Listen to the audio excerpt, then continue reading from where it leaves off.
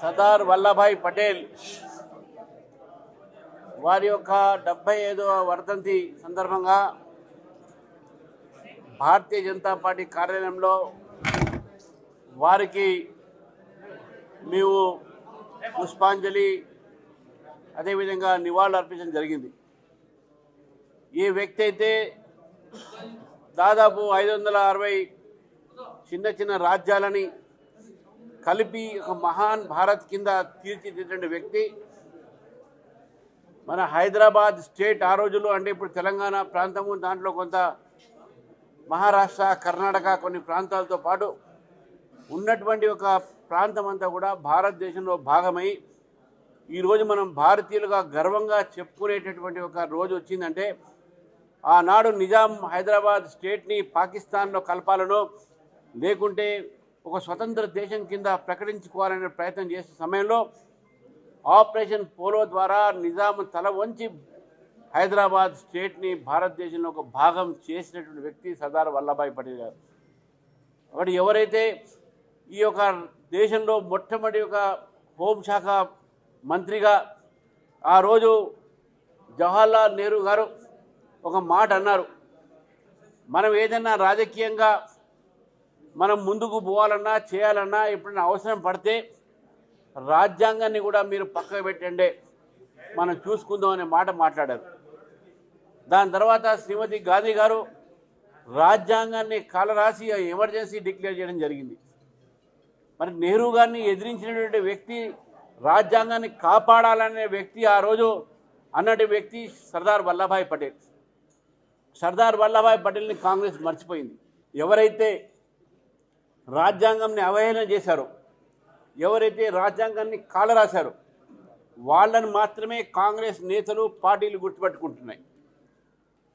ఈరోజు రాజ్యాంగాన్ని కాలరాసింది శ్రీమతి గాంధీ గారు.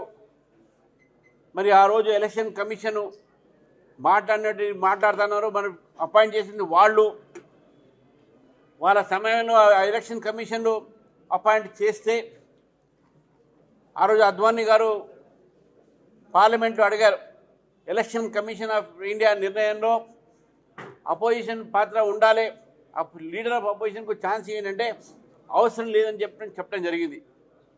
ఈరోజు అదే కాంగ్రెస్ పార్టీ నాయకుడు మమ్మల్ని పిలుస్తున్నారు కానీ మా ఒక అభిప్రాయం తీసుకోవట్లేదు. కనీసం మిమ్మల్ని పిలవడం జరుగుతుంది, మీరు అభిప్రాయం ఇస్తారా లేదా, ఎప్పుడైనా లిఖిత పిలువుగా ఇచ్చారా ఏమో తెలియదు.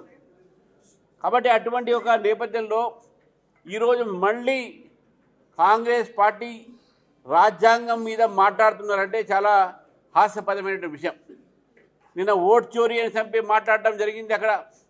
అక్కడ Priyanka Gandhi election commission of ఇండియాని బెదిరిస్తుంది, వాళ్ళ పేర్లు తీసుకొని వాళ్ళు బెదిరిస్తుంది. గతంలో వాళ్ళని కాల్ చేస్తా అని చెప్పింది, ప్రజల్ని కాల్చేయమని చెప్పింది. ఇది వాళ్ళ ఒక రాజ్యాంగబద్ధమైనటువంటి ఆలోచన. నేను రేవంత్ రెడ్డి గారు ముఖ్యమంత్రి గారు ఢిల్లీలో మాట్లాడుతూ మీ అధికారం పోతుంది, మీ ఓట్లు పోతాయి, ఓట్లు పోతే ఆధార్ కార్డు పోతుంది. అరే ఓట్లు పోయేది ఎవరిది? పాకిస్తాన్ వాళ్ళది, బంగ్లాదేశ్ వాళ్ళది, రోహింగ్యాలది. భారతీయులు ఓట్లు పోవు. మీకు వాళ్ళ మీద అంత ప్రేమ ఎందుకు? పాకిస్తాన్ మీద మీకు ఎందుకు? బంగ్లాదేశ్ వాళ్ళ ప్రేమ ఉన్నది మీకు ఎందుకు? ఈ యొక్క చొరపాటు దాటి వాళ్ళ మీద ప్రేమ ఉన్నది. వాళ్ళ ఓట్లు తీస్తే మీకు నొచ్చేది ఏంది? భారతీయ జనతా పార్టీ ప్రశ్నిస్తుంది.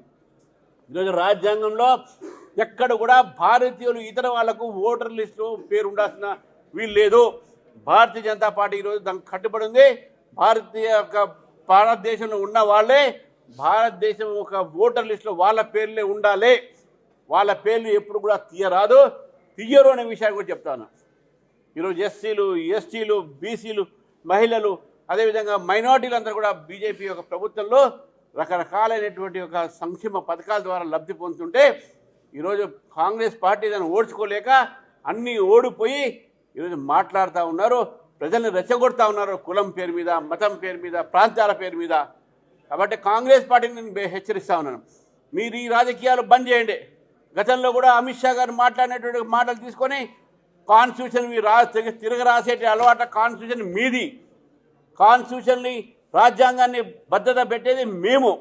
రాజ్యాంగం భారతీయ జనతా పార్టీ ప్రభుత్వం ఉన్నప్పుడే భద్రత ఉంటుంది. మీ ప్రభుత్వంలో రాజ్యాంగాన్ని మీరు కాలరాశారు, రాజ్యాంగాన్ని మీరు అవమానపరిచారు, రాజ్యాంగ సంస్థని బలహీనపరిచింది కాంగ్రెస్ పార్టీ. కాబట్టి ఈరోజు భారతీయ జనతా పార్టీ నిన్న జరిగినటువంటి ఒక ఓట్ చోరియో లేకుంటే చోరోంకి బయటకో నాకు తెలియదు ఏం జరిగింది అక్కడ. మనం చూసినాం మాటలన్నీ కూడా మోదీ గారి యొక్క బొంద పెడతారంట. బొందబెట్టి చూస్తాం, ప్రజలు మీ పార్టీనే బొందబెట్టారు. ఒక 2 రాష్ట్రాలు మిగిలినాయి, అది కూడా బొందబెట్టే సమయం వచ్చింది. కాంగ్రెస్ పార్టీని ఈ భారతదేశ ప్రజలు బొందబెడతారు. ఆ బొందబెట్టడంలో ఇంకా 2 ఉన్నాయి, 2 రాష్ట్రాలు. ఇక్కడ కూడా కాంగ్రెస్ పార్టీని ప్రజలు బొందబెడతారని చెప్పేసి కూడా చేస్తున్నారు. ఈరోజు ఏదైతే మాట్లాడుతూ ఉన్నారో, మేము గ్రామ పంచాయతీ అన్ని గెలిచినాం, ఎన్ని గెలిచినా గెలిచింది అంత పెద్ద కాదు. ఈరోజు బెదిరించి కొన్ని కూడా గెలిచిండొచ్చు, కానీ భారతీయ జనతా పార్టీ మాత్రం గతంలో మాకు 163 మేము గెలిస్తే 2019లో, ఈరోజు ఇప్పటికే 600 పై సర్పంచ్ మేము గెలిచినాము. దాదాపు 4-5 వేల మంది మనం వార్డు మెంబర్ గెలిచినాము. రేపు జరగబోయేటటువంటి 3వ విడతలో కూడా 300-400 సీట్లు తెప్పడం జరుగుతాము. ఈ దాదాపు 300 సంబంధించినటువంటి మాకు పెరుగుదల గ్రామీణ ప్రాంతంలో ఉన్నటువంటి ప్రజలకు భారతీయ జనతా పార్టీ తరఫు నుంచి మాకు ఓట్లేసి వార్డు మెంబర్లు, సర్పంచ్లు పెద్ద ఎత్తున మాకు ఓటు వేసినందుకు మీ అందరికి కూడా మీ ద్వారా ధన్యవాదాలు చెప్తా ఉన్నాను.